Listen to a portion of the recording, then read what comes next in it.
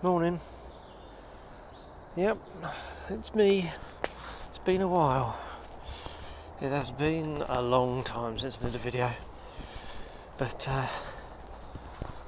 been a bit busy. Things have been going quite well, really. What have I got to tell you? Jack me jobbing.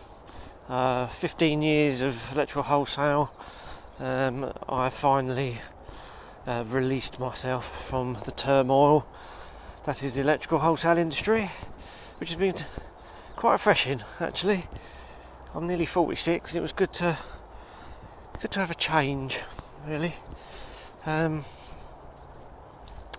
So my brother-in-law happened to overhear a conversation that my wife was having with the family about me getting a bit fed up with doing it, and you know, you're supposed to be getting this, that bonus, and there's always some excuse, and you never quite get what you want, and you got customers giving you ball ache over something that they've forgotten to order, but apparently you've got to read their mind and all that sort of shit.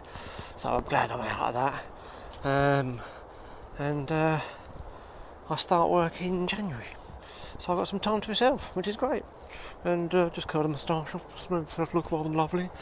So this, people, is... oh, hang on, wrong way. That is the River Darenth. And I've just walked from my flat, and you might have seen the chimney and the viaduct. 1881, I think the chimney was.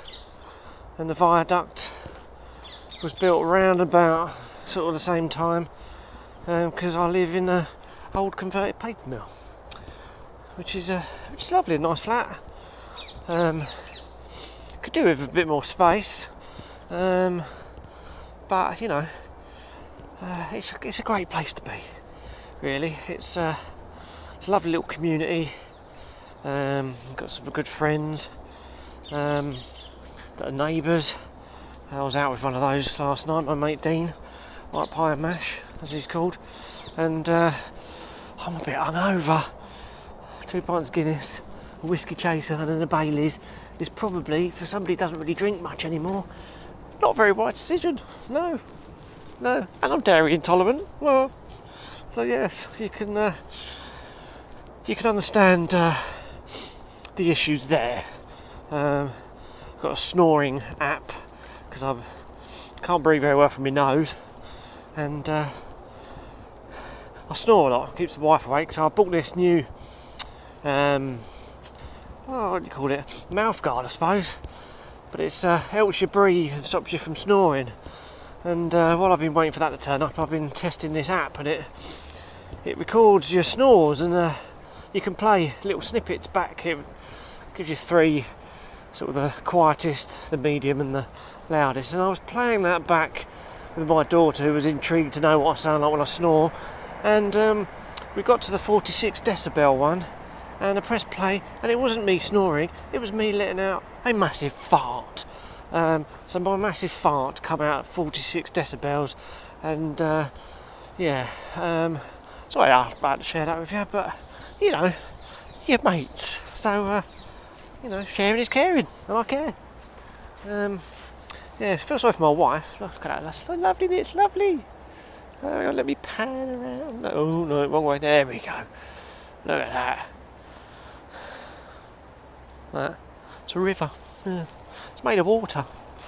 I know, full of science. So where am I going today? So this is the Darenth Valley path. Runs quite far, itchy bonds. And it's lovely, and it's where I live. It's on my doorstep. I just walk out of my flat and I'm here. I mean, it's bloody epic. Oh, well, people have left dog shit everywhere, but it's not so bad at the moment. People are having some respect, which is quite good. Pan round. Boop, boop, boop, boop. Oh no, that's probably not good because I'm right in the sun. Oh, hang on, where you go? Oh, hello. Hello. Hello. Sorry, fucking lost you there. There we go. That's good, isn't it? It's lovely though, lovely part of the world. Yeah, you know, you can walk from here all the way down the shore and Seven Oaks and just keep going. It goes for miles. And yes, my lovely wife chose this place when I moved from Hertfordshire down to Kent because she knew I liked the countryside and she wanted to make me happy and comfortable and less moany. And she kind of achieved that, and apart from the less moany, I'm a miserable old fucker. But yes, it's lovely. Look, I'm just gonna stop here and I'm gonna reverse it. Hang on. There we go. Look at that lovely river.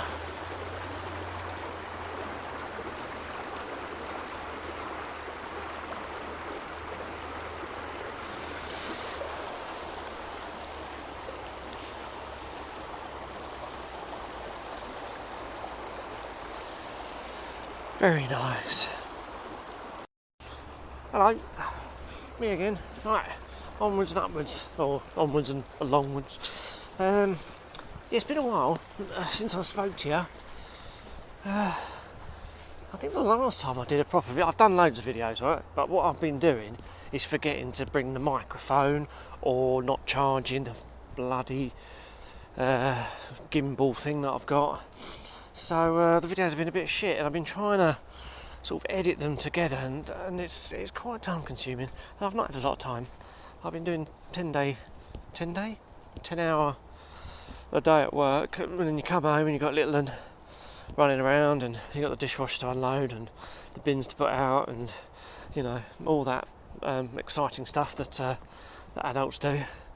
You know, used to be a bit of a raver. Loved the party, used to go down the pub quite a bit and all that, and now I'm a bin putter outer and a dishwasher emptier and restacker. You know, God, hedonism, eh? I'm rambling, bloody hell, I'm talking bollocks. So what I've been doing, I went to see my dad on the Isle of Wight. Did a load of video in there, forgot the microphone, it was so bloody windy, you can't hear fuck all. But it was a lovely little holiday. Spent some time with him on the Isle of Wight, and he's doing quite well. Oh, hang on, I'm going to break my neck on it. What else? Got a cat, did I tell you we got a cat called Denzel? Fluffy cat, man, proper fluffy. He's nearly one, big one, I think January, and he's he's a funny old thing, and super soft, super fluffy, and I've always wanted a cat, always since I was a little kid. Never had one, so kind of made up, and so's Lyra. The only thing is, because me and Lyra never had a cat, and Claire has, we keep playing with him with our hands, and keep getting our hands lacerated or bitten. I mean, I look like I've basically been having a fight with a bramble bush. Yeah, I've got scratches everywhere. I was holding him the other day, and I thought I'd take him out into the hallway so he could have a bit of excitement. And took him out there. Somebody came out of their flat, and Denzel got so scared he clawed me to death. I had scratch marks on my belly. I wasn't naked, by the way. His claws went through my clothes, and lucky I didn't have my eyes plucked out by them. Yeah, fucking hurt and all. God. And he was just jumping up, trying to get through a window. So I won't do that again. But he's a house cat. He's designed by nature to not really like going out into the world. It's a ragdoll. Oh my god, this is proper muddy. I'm gonna break my fucking neck if I slip. Oh fuck. Oh god, what am I talking about? Yeah, ragdoll cat. You pick them up and they go floppy like a ragdoll. That's what they call ragdoll cats. But yeah, they're lovely. Fucking, they need to sort this path out, man. Oh, it's a bit bloody muddy. See if I can pan. No, that way. There we go. Lovely. It's a lovely path. Very muddy. What else? Oh, mental health wise. I've been on this medication called sertraline, which is an SSRI, which I think is a serotonin something reuptake thingy. Basically, it sorts my serotonin levels out. So serotonin, like dopamine and things like that, is the feel good sort of chemical you get from eating chocolate, having sex, or doing good exercise. And my serotonin levels weren't really working, and that's why I was becoming an angry, miserable nutter at home, as you may know. Sorry about that little snort there. I do weird snorts. Excuse me. Yeah, I went off the rails. I've had loads of counselling, and I rang the doctor and said, look, I don't think I've had the counselling. That's worked out the things I needed to work out, but I think there's something going on. I'll kind of maybe give taking the drugs a go, and which I spoke about in my last video. Took them, horrible side effects at the beginning for about a month, but when you start taking them and they settle in and you don't feel the side effects anymore, actually quite good. I've calmed down a hell of a lot. Still have my moments, but you know, you can't be happy all the time. It doesn't make you super duper happy, bouncing off the walls, you know, like away with the fairies. It actually just sort of balances you out a bit. It does make you a little bit drowsy come the evening, I must admit. Come the evening I am kind of shattered, but I'm glad I'm taking them. The only thing is, and I don't explain this, is you have to take them exactly the same time every day, and if you don't take them, you forget, miss a day, you do take them the next day, you're kind of starting all over again. I found that out. I went away for a weekend, forgot to take the tablets with me, thought I'd be alright a couple of days, and I noticed straight away I was becoming a complete prick again. And unfortunately, my daughter, who's a conduit for anything like that, starts playing up and she gets all moany and whingy, and it sets me off. So I end up shouting at her, making her cry, and being a complete arsehole to the wife. And I thought, oh, fuck this, I've fucked this right up. So back on the tablets, bumped into a neighbour who's going through the mill a bit, and he's got bipolar, and chatting to him, and he advised me that if I'm going to do this sort of thing, take the tablets, got to be done exactly the same time every single day, day in, day out. And yeah, I've been doing that now, and I've noticed, yeah, it balances you out a bit. But you know, it's been a bit of a struggle really, because being a dad and being a parent when you've got mental health problems is fucking hard going, and it adds on top of that. And it's difficult it's all right if you've got a kid that's, you know, very, very placid, doesn't do anything, just sits there. But if you've got a child that's quite anxious, quite emotional, very sensitive, like really sensitive, and a little bit ADHD, then it kind of, you play off each other, and it ain't brilliant. Yeah, I mean, I was winding Lyra up, Lyra was winding me up, and it was exploding. And you know, I'm not going to lie to you, I weren't a nice dad. I've thrown her about a bit. I've never hit her or anything, but you know, I've scared the shit out of her numerous occasions, and it ain't brilliant. You can't do that, not to a child, not to anyone really. And my poor wife was in the middle of it all, you know, and I'd have breakdowns and, you know, literally just become someone else. And then once it's all calmed down, I'd be crying my eyes out because I didn't know who I was. You know, I was proper all over the place. Scary stuff, really. But you know, it is what it is. Hello. Being followed by a dog. Probably saw my little twiglet legs and thought, oh, I'll have some of that. But yeah, so it weren't good, and I knew things were wrong. You know, and you hate yourself, but you kind of don't know what to do. You kind of held to ransom by yourself, really. And this is Westminster Field, by the way. It's lovely. It's a big old place, vast old place, right near a river. In the summer, come down with the kids. They can play in the river, they have a picnic, and all the villagers come here. It's great. So yeah, but yeah, it wasn't brilliant.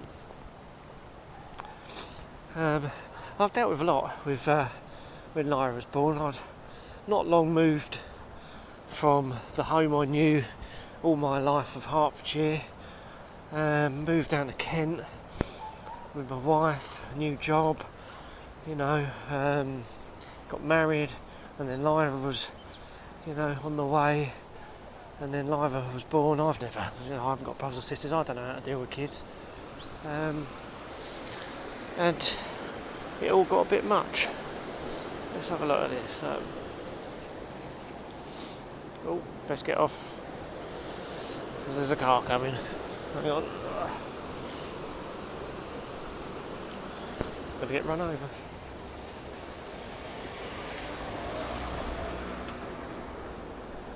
Right.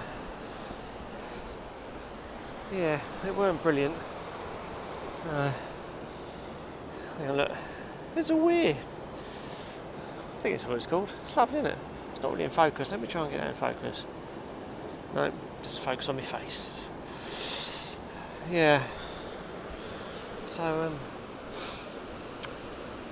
yeah, it wasn't brilliant. And plus, I was dealing with my mum, who has been an alcoholic for 15 probably years. And that ain't brilliant. To watch your mum, who at one point was, you know, the rock in your life, taught you loads, and then you're trying to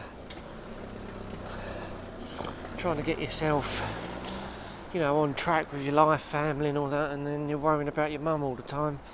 You know, you try and ring her up for advice, and you can tell she's pissed, and you know, it's only like 11 o'clock. Quite bad, really. So yeah, but I'm just going to press pause in a minute. Sorry, just had to pause there because there was people, and didn't really want to be going through all that. Yeah, so there was that. I could see the effect it was having on my dad, and I was frustrated and angry because I'm trying to deal with having a kid who, to be honest, and I love my daughter, we love our daughter, she was hard work. She still is hard work. Any parent that knows some people are lucky to have kids that are, you know, pretty darn easy to handle, but some like mine are ridiculously independent, and they want to be an adult at the age of 4. Yeah. And now she's 7 and she's still wants to be an adult, puts makeup on and sort of comes out about to go out and she looks like a fucking clown. Yeah. And then you have to tell her, look, you got to take that off because you look stupid. Or you don't say stupid, but you look a bit silly. And then she has a massive meltdown, cries her eyes out, and you think, oh fuck it, just take her out. So I've taken her out looking like she's going to Halloween when it's not even October, you know, or she looks like she's ill because she's got like eyeshadow on because she's got hold of some eyeshadow that my wife's got, or so there's all of that happening. And my mum, who's an alcoholic, or was an alcoholic, and it's just like, oh, you know, so I was struggling. I had a couple of breakdowns. I was dealing with everything with anger, and then my mum died. That was quite horrendous, which I've spoken about before, the life support, having to agree to terminate, and and so that all comes, and then thinking about, you know, your mum missing out on things. And also my mum, when she was an alcoholic, when she was bringing me up, was fantastic with stuff, you know, remembered little things. My dad, bless him, I love my dad, but he's a bit crap really at that sort of thing, because my mum always did it. So trying to, you know, remind my dad that he needs to contact us, especially his granddaughter, from time to time. You know, don't let us just always ring and maybe send some letters or remember a birthday, or, you know, be part of our lives. And my mum also remembered lots of stuff, so it all piles up. And then I think beginning of this year I had a bit of a major crash. Left the house, went walking, phoned my dad, had a breakdown. I thought, I've had enough of this shit, you know, and was in quite a bad way, but my dad kept talking to me, and I went home, and I thought, right, I've got to fucking deal with this, I've got to sort it out. So that's when I started taking sertraline, which, to be honest with you, is actually a bit of a godsend, because it's it sorted me out. It kind of, it's blurred the edges a little bit, but I'm not going to lie to you, it has been fan-bloody-tastic. And the relationship with Lyra is a lot better, and my wife. Well, actually, you have to ask her that. It might not be. But it's all good. I'm going to this churchyard because I got married here, and I love this churchyard. It's lovely. And I'm going to sit on the bench and waffle. Yeah. So I rambled a bit there. Sorry about that. But yeah, if I was asked to maybe talk about what it's like to be a parent and have mental health issues, fucking difficult, very hard. Can put you into a position where you think you're going to have a breakdown, or you scare yourself and you think you possibly could harm your child by accident, you know, and you're racked with guilt constantly, and it ain't brilliant, to be honest. It's fucking awful, having mental health and trying to, you know, be a dad in a family, bringing the money in and working, and having a wife that's also working, and trying to run a home and deal with a 40-odd-year-old child and a 7-year-old child. It's it's been pretty fucking hard work, really. It still is in some respects, but that's better. Oof. But we seem to be out of the woods. Yes, we do. Yes, look at that moustache. But anyway, that's enough talking about mental health. I'm all good now. Tickety-boo. New job, new career, new horizons, as LTJ Bookham once said. What is lovely. This church that I'm in, I'll pan around and show you some footage in a minute, is where I got married, with my lovely wife, who looked absolutely radiant in a very lovely sort of Grecian wedding dress. And we had lovely music that we had done, and family and friends in this tiny little village. It was beautiful. Yeah, it was one of the best days of my life. It really was. Couldn't believe that I was married.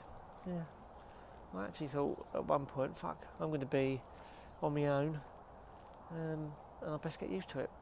Oh, hello. What's going on there then? Oh, fuck. The fucking camera holder. The fucking battery's run out. What's going on here? Oh, no. Oh, no. Ah, right, I'll talk to you in a minute. Yeah, sorry about that. My gimbal died because I didn't charge it. You know, that's what I was saying. Me in the video in lately. I've been not very well organised. But look, that's where we come out. We got married. People thrown confetti and Swedish friends through rice, apparently, because that's what they do. And that was a bit of a shock, but quite funny. A lot of it was came out down your top, and I was finding it in my boxer shorts throughout the day. It was kind of amusing. But it's a lovely old church. Excuse my thumb. There we go. Yeah, it's a lovely place. It really is rather lovely. So how you been, peeps? All right? Yeah, what you been up to? Hey, how's COVID? COVID treating you all right? Yeah, it's been a bit of a strange old ride, hasn't it? Very strange, but it's had I think a lot of people have had time to think, me included, and thought, right, I need to reevaluate my life. What am I doing? You know, I need to change it up a bit, and yeah, you've got to start doing things for yourself. That's for sure. It's not all about doing it for the man, as they say. It's all creating money for someone else. Oh, fucking hell. It's about working and having a life balance. I'm talking shit, really. I'm waffling, but you know what I mean, don't you? You know what I mean. Christmas is coming. Sooner than what I thought. Got various things for Lyra. She's going to be rather excited. Me and the wife haven't really got ourselves anything. Not this year, can't be bothered. Let the kid open stuff up and just we'll go and have a day out somewhere. Yeah. Like a nice holiday, but I ain't going to do one abroad. Not for a while. Not while this is still going on. Can't be fucked for all that. But yeah, it's nice to have some time off. But yeah, bloody good though. Having a bit of time off, time to myself, hoovering and shit. But going out, I need to go do some exercise though. God, I need to do some exercise. I'm getting a little bit of a belly, and I'm becoming a bit unfit. So with this new job, I get discounted gym. So I'm gonna go down the gym, and I'm going to do some good exercises, some lunges, star jumps and all that, yes. And get physical, physical. Can't get physical with a wife, so you might as well get physical doing something else, Yes, and Lyra is singing at the O2. Can you believe that? In January, in the choir, singing at the O2. I can't believe it. She's got a lovely little voice. She's got great memory and all. She can just reel off a song. Always been like that. Good memory. Horrendous handwriting. Marvellous memory. Other than that, what else? Oh, I don't know what else to talk about really. So, anything funny happen? No,